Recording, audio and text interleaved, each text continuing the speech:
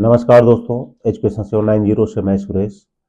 दोस्तों, काव्यशास्त्र की जो श्रृंखला चल रही है उसके आगे हम देखते हैं और यह यूपी टीजीटी पीजीटी और हायर के लिए बहुत इम्पोर्टेंट है। यहाँ से प्रश्न तो बनते ही हैं। तो देखिए इसमें रस गंगाधर किसकी पुस्तक है? यह है पंडित पंडित राज ने अपनी पुस्तक रस गंगाधर में काव्य की परिभाषा दी है। ये पंडित जगन्नाथ की है। किसकी है? पंडित जगन्नाथ की। उनके अनुसार रमणीयार्थ प्रतिपादक शब्द काव्यम, अर्थात रमणी अर्थ का प्रतिपादन करने वाला शब्द काव्य है। इसी प्रकार आचार्य विश्वनाथ ने भी काव्य की परिभाषा दिया है। उनके अनुसार क्या है? वाक्यम रसात्मक काव्यम, अर्थात रसात्मक वाक्य ही काव्य है। मतलब वह वाक्य जो आनंद प्रदान करे, रस प्रदान करे, वही क्या है? काव्य है। अगला प्रश्न देखते हैं दोस्तों। भारत के रस सूत्र के व्याख्याता आचार्य शंकुक का सिद्धांत क्या है? ये हम सभी को पता है, अनुमितिवाद है। अनुमितिवाद। आचार्य भरत मुनि के रस सूत्र विवाह अनुभाव व्यभिचारी संयोगदास निष्पत्ति की व्याख्या आचार्य शंकुक ने किया। इनके सिद्धांत को अनुमितिवाद कहते हैं। शंकुक द्वारा रस सूत्र की व्याख्या प्रमाण के आधार पर की गई है। ये बहुत इंपॉर्टेंट है, ये तो हमें याद रहना ही चाहिए क्योंकि चार व्याख्याताओं ने किया है और उनका बार बार पूछा जाता है। आगे देखिए काव्य प्रकाश। तो काव्य प्रकाश मम्मट की रचना है। इसकी रचना है मम्मट की रचना है। जबकि विश्वनाथ की क्या है? साहित्य दर्पण है। और भामह की क्या है? काव्यालंकार है। विश्वनाथ क्या है? साहित्य दर्पण। भामह की है काव्यालंकार। ठीक है। और काव्य प्रकाश किसका है? मम्मट का। काव्य प्रकाश किसका है? मम्मट का। आगे देखिए वक्रोक्ति काव्य जीवितम कहकर वक्रोक्ति को ही काव्य की आत्मा स्वीकार करने वाले आचार्य कौन है? तो कुंतक इसके प्रणेता थे, तो वाक्य भी यही कहेंगे। अगर इसके प्रणेता कुंतक जी थे तो वाक्य भी यही कहेंगे, यह कुंतक हो जाएंगे। इसने कहा है कुंतक ने। इनमें से आचार्य मम्मट की रचना है। अब देखिए इसको हमने ऊपर देखा था, यह कौन सा है? काव्य प्रकाश है। बाकी यहाँ हम देख लेते हैं। मम्मट का है काव्य प्रकाश। भरत मुनि का है नाट्यशास्त्र, जो पहली दूसरी शताब्दी में रचा गया था। महिम भट्ट का काव्य व्यक्ति विवेक और आचार्य भामह रुद्रट का काव्यालंकार। तो ये देखिए काव्यालंकार दो लोग लिखे हैं, याद रखिएगा। काव्यालंकार दो लोग लिखे हैं, आचार्य भामह एवं रुद्रट। तो आपके ऑप्शन में कोई एक ही रहेंगे या इसी प्रकार से दोनों का नाम दिया रहेगा, ये आप जरूर याद रखिएगा। अगर काव्य अलंकार ग्रंथ की रचना किसने किया और भामह का नाम नहीं है, वहां किसका आप सब लगाएंगे? रुद्रट का। अलंकार संप्रदाय के प्रवर्तक हैं, यह भी सबको पता है, भामह। कौन है? भामह। इनका समय कब है? 6वीं शताब्दी। यहां देख लेते हैं अलंकार संप्रदाय कौन है। भामह है। भरत मुनि, रस के, आनंदवर्धन, ध्वनि के, कुंतक, वक्रोक्ति, क्षेमेंद्र, औचित्य और आचार्य वामन रीति संप्रदाय। आचार्य वामन किसके हैं? रीति संप्रदाय। याद रखना, ये सारे पूछा जाता है। नाटक को पंचम वेद की मान्यता प्रदान की, ये खुद भरत मुनि ने ही कहा था। इसने कहा था? भरत मुनि ने कहा था। भरत मुनि के प्रसिद्ध ग्रंथ नाट्यशास्त्र के अनुसार देवताओं की प्रार्थना पर ब्रह्मा ने ऋग्वेद से पाठ, सामवेद से गान, यजुर्वेद से अभिनय, अथर्ववेद से रस लेकर 5वें वेद के रूप में नाट्य वेद की रचना की। अगला देखते हैं काव्य शोभाया कर्तारो धर्मा गुणा। काव्य गुण का यह सूत्र लिखा हुआ है, तो किसके द्वारा लिखा है? वामन। किसके द्वारा लिखा हुआ है? वामन। तो याद रखिएगा काव्य शोभाया कर्तारो धर्मा गुणा, यह किसकी रचना है? वामन की। व्याख्या देख लेते हैं। आचार्य वामन काव्य गुण को परिभाषित करते हुए कहते हैं, काव्य शोभाया कर्तारो धर्मा गुणा। का काव्य की शोभा विधायक धर्म का नाम गुण है। कविता का कलेवर शब्द और चैतन्य अर्थ के मूल गुण है। तो ये आप याद रखिएगा। ये भी देखिए बहुत इंपॉर्टेंट है, आता है कई बार। सुख दुखात्म को रसः। सुख दुख आत्म को रसः कहने वाले आचार्य कौन है? ते रामचंद्र पूर्णचंद्र जी है। इसको याद रखिएगा। अगला है काव्य मीमांसा के रचनाकार कौन है? तो काव्य मीमांसा की रचनाकार राजशेखर जी हैं। कौन है? राजशेखर जी हैं। काव्य मीमांसा की रचनाकार राजशेखर हैं। भारवी की प्रमुख रचना किरात अर्जुनीयम है। भास की प्रमुख रचनाएं स्वप्नवासोदत्तम, प्रतिज्ञा यौगंधरायणम तथा प्रतिमा नाटकम है। और श्रीहर्ष की प्रमुख रचना नैषधीय चरितम और नौ सह शांक चरितम है। ये सब याद रखिएगा, पूछा जा सकता है। निम्नलिखित में से कौन संस्कृत समीक्षा पद्धति से संबंधित नहीं है? इसमें शैली विज्ञान, शैली विज्ञान जो इससे रिलेटेड नहीं है, बाकी रस, अलंकार और ध्वनि सभी है। आचार्य भरत मुनि ने काव्य गुणों की कितनी संख्या मानी है? ये कई बार आ चुका है, 10। कितनी मानी है? 10। या पूछा भी जाता है तो जरूर याद रखिएगा कि पहले आचार्य का नाम देख लीजिएगा, फिर काव्य गुणों की संख्या पे ध्यान दीजिएगा। आचार्य भरत मुनि के अनुसार काव्य गुणों की संख्या कितनी है? तो 10 है।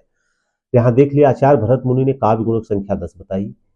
श्लेष, प्रसाद, समाधि, माधुर्य, ओज, पद, सुकुमारता, अर्थशक्ति, उदारता, कांति, इन्होंने गुण बताया है।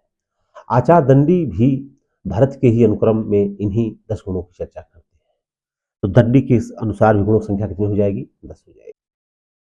विभाव, अनुभाव, व्यभिचारी भाव, संयोगार्ध, निष्पत्ति ही सूत्र किस आचार्य का है? ये सभी को पता है, भरत मुनि का है। किसका है? भरत मुनि का है। व्याख्या देख लेते हैं। विभाव, अनुभाव, व्यभिचारी भाव, संयोगार्थ, निष्पत्ति ही सूत्र आचार्य भरत ने नाट्य शास्त्र के 6ठे अध्याय में रखा है। याद रखिएगा, ये भी पूछ सकता है 6ठे अध्याय में। इसका अर्थ है कि विभाव, अनुभाव, संचारी भाव के संयोग से रस की निष्पत्ति होती है। और सबसे महत्वपूर्ण तथ्य है कि इस सूत्र में कौन सा, ये याद रखिएगा, स्थायी भाव का उल्लेख नहीं है। कई बार प्रश्न बनेगा कि भरत ने जो रस सूत्र दिया था उसमें किस भाव का किस भाव का उल्लेख नहीं है? यह हो जाएगा अस्थाई भाव। या किस भाव का वर्णन नहीं है? यह हो जाएगा स्थायी भाव। ये विशेष याद रखिएगा। आचार्य भरत मुनि के बाद रस निष्पत्ति को लेकर मुख्य रूप से जिन विद्वानों रस के विषय में अपने विचार दिए हैं उनके नाम, इसमें थे 4 ही विद्वान तो जिए थे। तो सबसे पहले थे भट्ट लोल्लट, भट्ट शंकुक, भट्ट नायक और अभिनव गुप्त। इसका ये राइट आंसर हो जाएगा। भट्ट लोल्लट, भट्ट शंकुक, भट्ट नायक और अभिनव गुप्त। अर्थबोध कराने के संदर्भ में निम्नलिखित में से कौन सा कथन सत्य है? तो देखिए, अभिधा सब शक्ति लक्षणा पर आश्रित होती है, लक्षणा सब शक्ति व्यंजना पर आश्रित होती है, अभिधा सब शक्ति लक्षणा और व्यंजना दोनों पर आश्रित होती है। ये तीनों आपके क्या हैं? सही नहीं है। ये तीनों सही नहीं है। लक्षणा एवं व्यंजना दोनों सब शक्तियां अभिधा पर आश्रित होती है। ये आपका क्या हो जाएगा? राइट आंसर हो जाएगा। क्या हो जाएगा?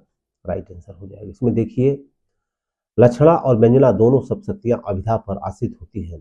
सांकेतिक अर्थ का बोध कराने वाली शक्ति को अभिधावृत्ति कहते हैं। शब्द की 3 शक्तियां होती हैं, अभिधा, लक्षणा, व्यंजना। अभिधा से शब्द के मूल या प्रचलित अर्थ अर्थात मुख्य अर्थ या वाच्यार्थ का बोध होता है। लक्षणा से मुख्यार्थ से संबंध रखने वाला अर्थ लक्षित होता है तथा व्यंजना से किसी शब्द के मुख्य अर्थ में छिपे हुए अकथित अर्थ का बोध होता है। तो जरूर याद रखिएगा। आगे देखिए, जब द्रास बटालिक टाइगर हिल की सीमा लगी लरजने, जब शहादत लेते हिमगिर की चट्टाने लगी गरजने, तब जाग उठे ये शेर बबर, पौरुष हुंकार उठा था, और मातृभूमि की बलिवेदी पर लहू पुकार उठा था। तो देखिए, इसमें माधुर प्रसाद तो है ही नहीं, सीधा क्या हो जाएगा? ओज हो जाएगा। क्या हो जाएगा? ओज हो जाएगा। मतलब इसे वीरता की बात है। किसकी बात है? वीरता की बात है, इसलिए ओज हो जाएगा। उक्त पद्यांश में ओज काव्य गुण समाहित है। ओज का काव्य गुण चित्त में उत्साह बढ़ाने वाला तथा दीप्ति लाने वाला होता है। इस काव्य गुण का प्रयोग वीर, रौद्र, विभत्स रसों में किया जाता है। तो याद रखिएगा। और यह गुण कौन सा हो जाएगा? ओज हो जाएगा। आगे देखिए, दोष से संबंधित है। कंकड़ क्वणित रणित नुपुर थे, हिलते थे छाती पर हार, मुखरित था कलरव गीतों में, स्वरलय का होता है यह विचार, बिछुड़े तेरे सब आलिंगन, पुलक स्पर्श का पता नहीं, मधुमय चुंबन कातर ताएं, आज न मुख को सता रही, आज न मुख को सता रही। उपर्युक्त काव्य पंक्तियों में कौन सा काव्य दोष लक्षित हो रहा है? इसमें च्युत, संस्कृति, दोष है, च्युत संस्कृति दोष है। अब इसको हम देख लेते हैं, इसका मतलब क्या होता है। प्रश्नगत पंक्तियों में च्युत संस्कृति दोष लक्षित है, जो सर्वदा रस के अपकर्षक होते हैं, जो रस के लिए बाधा बनाते हैं। व्याकरणात्मक दृष्टि से अशुद्ध पदों का प्रयोग च्युत संस्कृति दोष कहलाता है। च्युत संस्करा आदि दोष काव्य के नित्य दोष माने गए हैं। इसमें आप याद रखिएगा कौन सा दोष है, च्युत संस्कृति दोष। काव्यादर्श की रचना का निविष्ट कौन है, वे दंडी हो जाएंगे। कौन हो जाएंगे, दंडी हो जाएंगे। आगे देखिए, सत्यर्थई पृथगर्थायाः स्वर व्यंजन संहते क्रमेण तेनई वावित्यमयकम विनिगद्यते। यमक की यह परिभाषा किस आचार्य ने दी थी, यह दिया है किसने, विश्वनाथ ने। अब इसकी व्याख्या दे देते हैं। यमक अलंकार की यह परिभाषा साहित्य दर्पण, साहित्य दर्पण के रचयिता कौन है, विश्वनाथ जी। ये दोनों जरूर याद रखना, कई बार के ग्रंथ को ही पूछ लेता है। आगे देखिए, तृतीय इदम, तृतीय इदम व्याप्रियते शक्ति व्युत्पत्तिभ्यास, यह कथन किस आचार्य का है, यह हो जाएगा रुद्रट का। यह कथन आचार्य रुद्रट का है। रुद्रट कश्मीर के निवासी थे तथा इनका समय 9वीं शताब्दी का पूर्वार्ध स्वीकार किया गया है। रुद्रट के ग्रंथ का नाम काव्यालंकार है, जिसमें 16 अध्याय और 734 श्लोक हैं। आचार्य रोमठ का ग्रंथ काव्य प्रकाश। जयदेव का ग्रंथ कौन सा है, गीत गोविंद और चंद्रालोक, याद रखिएगा।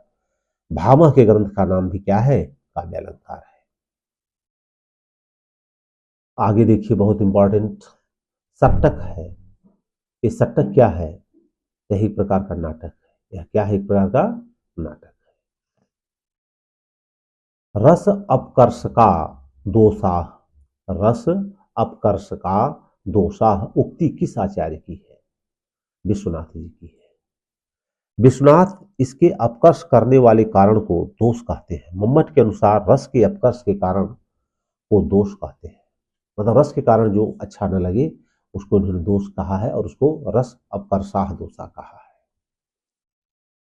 देखिए, महत्वपूर्ण पंक्ति है, कीरति भनिति भूति भली सोई सुरसरी सम सब कहहित होई। उपयुक्त पंक्तियों में तुलसीदास ने किस काव्य प्रयोजन को महत्व दिया है, यहाँ पे इन्होंने दिया था लोक मंगल के लिए। किसके लिए दिया था, लोक मंगल के लिए। तो इनका एक महत्वपूर्ण है और ये बार बार पूछा जाता है। कीरति भनित भूति भली सोई सुरसरी सम सब कहहित होई, यह सगुण भक्ति शाखा के अद्वितीय संत तुलसीदास की पंक्तियां हैं।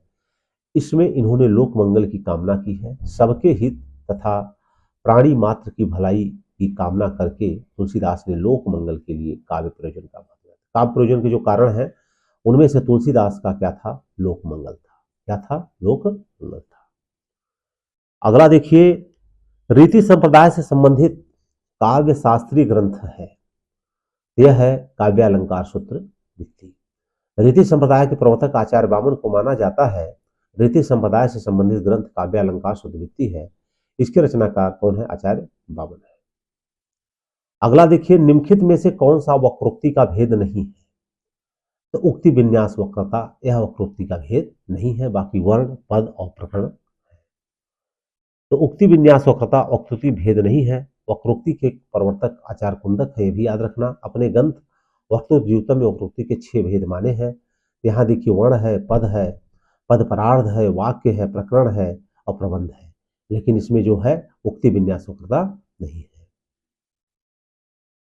अगला देखिए पंक्ति, चिर जीवो जोरी जुरे क्यों न स्नेह गंभीर, हो घटी ए विष भानुजा वे हलधर के वीर। उपयुक्त दोहे में कौन सी शब्द शक्ति है, इसमें कौन सी है, व्यंजना। कौन सी हो जाएगी, व्यंजना। उपयुक्त दोहे में व्यंजना शब्द शक्ति है। व्यंजना शब्द शक्ति से किसी शब्द के मुख्य अर्थ में छिपे अकथित अर्थ का बोध होता है। अगला देखिए, प्रमुख कोटेशन कथन, वाक्यम रसात्मक काव्यम, यह किसका है, विश्वनाथ जी का है।